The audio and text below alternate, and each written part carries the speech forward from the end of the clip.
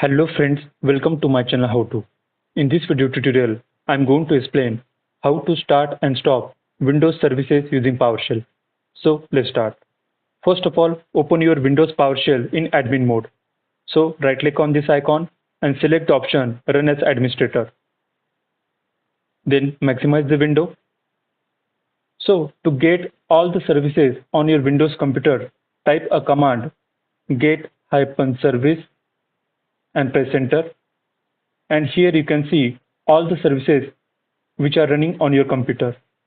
To get the status of the particular service, type a command get-service, then name of the service. So in my case, I'm typing MS SQL Server. So press enter, and here you can see the status of the service is running. Now I want to stop this service. So to stop the service, type a command stop-service, then name of the service, which is MS SQL Server, and press enter. Now to check the status of the service we stop, again type the command get-service MS SQL Server and press enter. And here you can see the service we are using is stopped now. Now I want to again start the service. So to start the service, type a command start-service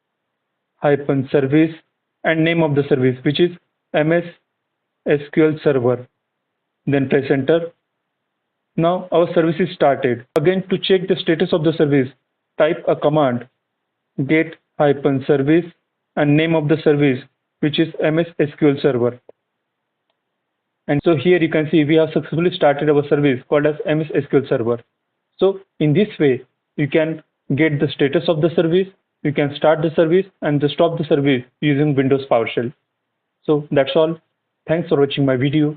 If you are new to my channel, please subscribe my channel How To. Thanks a lot.